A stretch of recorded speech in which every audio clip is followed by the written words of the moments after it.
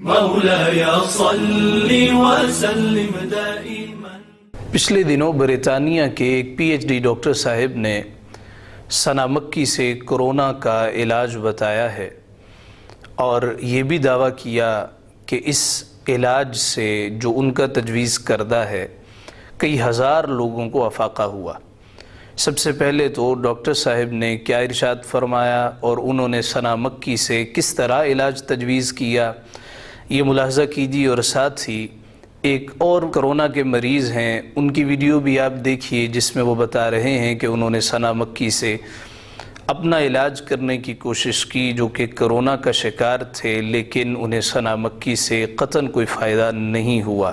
ایک طرف ثنا مکی کے حوالے سے رسالت مآب صلی اللہ علیہ وسلم کا فرمان ذکر کیا جا رہا ہے، فرمان بیان کرنے والے بھی مسلمان ہیں، جن کو فائدہ نہیں ہو رہا وہ بھی مسلمان ہیں۔ آخر میں ہم یہ بیان کریں گے کہ ایسی احادیث، ایسی روایات جن کا تعلق طب نبوی سے بیان کیا جاتا ہے، معالجات سے جن کا تعلق ہے، ایسی روایات کو بیان کرنا اور اس کو جزو ایمان قرار دینا اسلام میں کس حیثیت اور کس نظر سے دیکھا جاتا ہے۔ پہلے یہ ویڈیو ملاحظہ کیجیے۔ ایک ٹیبل سپون ثنا مکی پتے جو ہیں، ہاف لیٹر پانی کے اندر ایک ٹیبل سپون آپ نے ڈالنا ہے ثنا مکی، اور ڈھکن رکھ کے بوائلنگ ٹائم 10 منٹ ہے، یعنی آپ یہ دیکھیں کہ جب بوائلنگ شروع ہو تو ڈھکن رکھیں اور 10 منٹ تک اس کو بوائل کریں، تو آپ کی ثنا مکی ٹی تیار ہے۔ اب یہ ایک پیشنٹ کے لیے کافی ہے، کیونکہ یہ آدھا لیٹر سے تقریباً فردر آدھا۔ میرا نام فاروق طارق ہے اور میں 2 ہفتے سے اس کمرے میں کرونا کی وجہ سے آئسولیٹ ہوں۔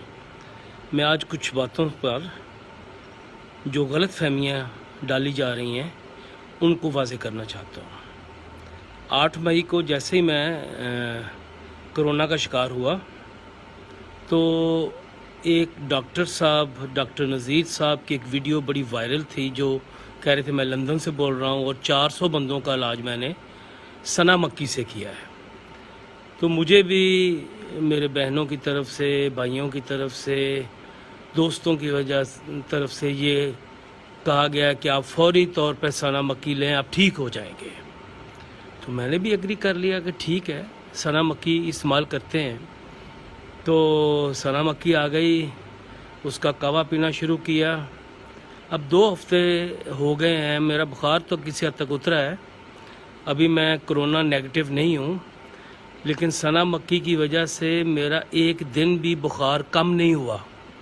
جو ثنا مکی کو اتنا بڑھا چڑھا کر پیش کر رہے تھے کہ 400 لوگوں کا علاج کر دیا ہے، بھی دنیا میں 3 لاکھ لوگ مر گئے ہیں کرونا سے، اور ہم ثنا مکی سے علاج کر رہے ہیں۔ ثنا مکی کے فائدے ہوں گے، میں اس سے انکار نہیں کرتا، لیکن کرونا کا علاج ثنا مکی سے نہیں ہو سکتا۔ آپ نے دونوں ویڈیوز ملاحظہ کی جس میں ڈاکٹر صاحب ثنا مکی سے کرونا کا علاج بتا رہے ہیں، اور دوسری جانب کرونا کے مریض ببانگے دہلتے نظر آ رہے ہیں کہ مجھے اس سے قطعاً کوئی فائدہ نہیں ہوا۔ ثنا مکی کے حوالے سے رسالت مآب صلی اللہ علیہ وسلم کے فرامین کو ذکر کیا جاتا ہے، کلونجی کے حوالے سے ذکر کیا جاتا ہے، شہد کے حوالے سے آپ کے فرمان کو ذکر کیا جاتا ہے، انجیر کے حوالے سے ذکر کیا جاتا ہے، اور بے شمار سبزیاں بھی ایسی ہیں جن کے حوالے سے آقا علیہ السلام کے فرمان کو ذکر کر کے طب نبوی کا نام دیا جاتا ہے۔ یاد رہے کہ آقا علیہ السلام شارع کی حیثیت سے دنیا میں تشریف لائے، آپ ہادی اعظم ہیں۔ رسالت مآب صلی اللہ علیہ وسلم کو جو کتاب عطا کی گئی، یہ کتاب ہدایت ہے، یہ کوئی کتاب طب نہیں ہے۔ حضور علیہ السلام کے پاس جب کوئی شخص، بیمار شخص آتا تو آپ صلی اللہ علیہ وسلم اس کے مزاج کو دیکھتے تھے، آپ کو اس کی طبیعت کا علم ہوتا تھا، عرب خطے کا ہے، آپ کو یہ معلوم ہوتا تھا۔ اگر کوئی گرم طبیعت کا شخص سامنے آ گیا، گرم خشک طبیعت ہے، اس کو شہد پہ شہد دیے جائیں، اب اس کو کلونجی پہ کلونجی کھلائے جائیں، بھی ایسا نہیں ہے۔ آپ کو معلوم ہے، مشہور حدیث پاک ہے کہ آقا علیہ السلام کے پاس کچھ لوگ آئے، مدینہ طیبہ کی ہوا موافق نہیں آئی تو آپ صلی اللہ علیہ وسلم نے اونٹوں کا پیشاب پینے کا حکم دیا۔ اب اگر کسی کا پیٹ خراب ہو جائے، اور آج کل کے جو اطباء حضرات ہیں طب نبوی کا نام لے کے کہیں گے حضور علیہ السلام نے چند لوگوں کو اونٹوں کا پیشاب پینے کا فرمایا تھا، تم بھی اونٹوں کا پیشاب پی لو۔ آقا علیہ السلام کو ان کے مزاج کی خبر تھی، ان کی طبیعتوں کی خبر تھی، ان کے رہن سہن کے بارے علم تھا، ان کے امیون سسٹم کے بارے علم تھا، اس لیے ہادی اعظم صلی اللہ علیہ وآلہ وسلم ان کو وہ طریقہ علاج بتایا کرتے تھے۔ یہ اس زمانے کے علاجات تھے جس کو معالجات کہہ سکتے ہیں۔ حضور علیہ السلام کے پاس کوئی شخص آتا، آپ اس کو اس کی طبیعت کے موافق علاج بتایا کرتے تھے۔ بھی آج کے دور میں سنا مکی اب ہر شخص کو دیتے چلے جائیں، ہر شخص کو دیتے چلے جائیں، جبکہ اطباء کا متفقہ طور پہ کہنا یہ اسہال لانے والی ایک جڑی بوٹی ہے، یمن کی بوٹی ہے، ساتھ میں مکی لکھ دیا تو ہم نے کہا جی یہ تقدس والی ہو گئی ہے۔ اسی طرح آج کل بازاروں میں اسلامی شہد بھی بکتا ہے، تو کیا کوئی کافر شہد بھی ہوتا ہے؟ بھی شہد ہوتا ہے۔ ابھی ایک صاحب نے سوال بھیجا ہے کہ یہاں ہمارے ایک عزیز کو خون کی اشد ضرورت ہے، گورا ہے، وہ کہتا ہے جی میں تیار ہوں خون دینے کے لیے، اب وہ کافر ہے تو کیا اس کا خون استعمال کر سکتے ہیں؟ اور اللہ کے بندے، خون ہوتا ہے، خون لال ہوتا ہے، خون کافر مسلمان نہیں ہوتا۔ آپ کو ایک مسلمان خون نہیں دے رہا، ایک کافر خون دے رہا ہے، تو آپ کو لینے میں کیا قباحت ہے، کیا حرج ہے؟ یہ ایک علاج ہے۔ اسی طرح حجامہ کے نام پہ جو ڈرامہ بپا ہو گیا، ہم تو بات کرتے ہوئے بھی اب 100 دفعہ سوچتے ہیں کہ اس کو کہہ دیتے ہیں کہ بھئی یہ حجامہ یہ سرکار دو عالم صلی اللہ علیہ وآلہ وسلم سے منسوب ہے، اور آج کے دور میں اس کو بازار کی جنس بنا دیا گیا، یہ تجارت کے سوا آج کے دور میں کچھ بھی نہیں ہے۔ نہیں جی دیکھیں میرا خون گندا نکلا ہے۔ اب حضور کے زمانے میں یہ کپ کہاں سے ہوتے تھے جو کہ آج ہمیں نظر آتے ہیں؟ وہ کپ لگا دیتے، اب جب کپ لگاتے ہیں تو آکسیجن وہاں سے ختم ہو جاتی ہے، نتیجتاً خون گاڑھا اور کالا ہو جاتا ہے، نکلتا ہے تو یہی اب آپ دوسروں کہتے ہیں میرا خون گندا نکلا ہے۔ میں نے ایک ڈاکٹر صاحب سے پوچھا کہ بھئی کیا گندا خون جسم میں کر سکتا ہے؟ ہمارے جسم میں گندا خون ذرا سا بھی ہو نا، چھٹانک بھر بھی، گرام بھر بھی، تو وہ پھوڑا پھنسی بن جاتا ہے، بھی گندا خون تھا۔ اور آپ کہتے ہیں اتنا گندا خون آپ کے جسم میں موجود تھا اور آپ ہٹے کٹے تھے، آپ کو کوئی مسئلہ نہیں تھا۔ حضور علیہ السلام کے زمانے میں یہ ہائی بلڈ پریشر کے لیے استعمال ہوتا تھا۔ آج کل کے دور میں میڈیسنز ہیں، اطباء نے اور ادویات تجویز کی ہیں، تو آقا علیہ السلام زمانے کے ساتھ قدم سے قدم ملا کے زمانے سے آگے بڑھ کے رہا کرتے تھے۔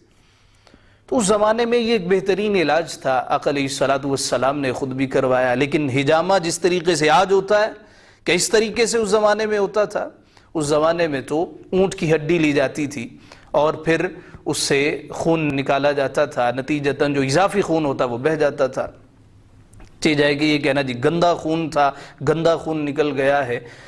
حضور علیہ السلام کے فرمان کو اور آپ نے جو معالجات بیان کیے ہیں اس کو دین بیان کر کے لوگوں کے سامنے ان کے ایمان کے ساتھ کھلواڑ کرنا، یہ بہت بڑی جسارت۔ ابھی پچھلے دنوں بے شمار لوگوں نے، اسلامی ذہن رکھنے والوں نے اپنی ریٹنگ بڑھانے کے چکر میں جی ہم نے سب سے پہلے بیان کیا 12 مئی کو جی کرونا ختم ہو جائے گا۔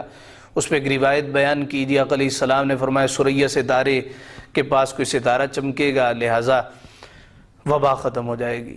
12 مئی تو ختم ہو گئی ہے، کرونا ختم نہیں ہوا۔ کیا نعوذ باللہ آپ لوگوں کو یہ کہنے کا موقع دے رہے ہیں کہ حضور کا فرمان خاکم بدہن غلط تھا؟ حضور کا فرمان برحق ہے، آپ کے بیان کرنے کا انداز درست نہیں ہے، آپ کے سوچنے سمجھنے کا زاویہ صحیح نہیں ہے۔ اس کا مطلب یہ تھا کہ بھئی فصلیں پک جائیں گی، اب تم تجارت کرو، اللہ فائدہ دے گا، منافع دے گا، لیکن اس کو کرونا کے ساتھ جوڑ دیا گیا جی کرونا ختم ہو جائے گا۔ اب کدھر گئے وہ تمام احباب جو کہتے تھے 12 مئی کو یہ وبا ختم ہو جائے گی؟ خدا کا خوف کرنا چاہیے۔ آقا علیہ السلام ہادی اعظم ہیں، حضور علیہ السلام سے منسوب طب یہ بعد کے لوگوں نے بنائی۔ آقا علیہ السلام علاج تجویز کیا کرتے تھے، ہر شخص کی طبیعت کے موافق دیا کرتے تھے۔ آپ کسی ڈاکٹر کے پاس جائیں وہ پوچھتے تھے نہیں آپ کو بلڈ پریشر تو نہیں ہے، آپ شوگر کے ڈائبٹیز کے مریض تو نہیں ہیں، آپ کو یہ مسئلہ تو نہیں ہے، آپ کے خاندان میں یہ مسئلہ تو نہیں ہے، کوئی موروثی بیماری تو نہیں ہے۔ خواتین جائیں تو ڈاکٹرز کیا یہ نہیں پوچھتے کہ آپ کو پریگننسی تو نہیں ہے، آپ کے بچے چھوٹے تو نہیں ہیں، دودھ پلانے والی تو نہیں ہے، اس حساب سے دوا دیتے ہیں۔ اور پھر میڈیسن پہ لکھا ہوتا ہے یہ دوا اس کام کے لیے ہے، لیکن اگر کسی کو یہ مسئلہ ہوا یہ دوا استعمال نہ کیجیے۔ بے شمار لوگوں نے ثنا مکی کو پروموٹ کرنا شروع کر دیا، جب دیکھا کہ بھئی ثنا مکی ہر طرف چل پڑی ہے تو ثنا مکی والوں نے بھی اس کا ریٹ بڑھا دیا۔ کل تک یہ 800 تھی، پھر 1200 ہو گئے، بھی بتا رہے ہیں جی 2000 کے قریب بھی بلیک میں مل رہی ہے۔ یہ مسلمانوں کا حال ہے۔ آقا علیہ السلام نے جو معالجات بتائے ہیں وہ دیکھنے چاہیے کس شخص کے لیے ہیں، کس انداز میں بیان کیے گئے، اس شخص کی طبیعت اور کیفیت حضور کو معلوم تھی کہ آپ صلی اللہ علیہ وسلم اس کو بیان کیا کرتے تھے۔ اللہ رب العزت ہمیں عمل اور سمجھ کی توفیق عطا فرمائے۔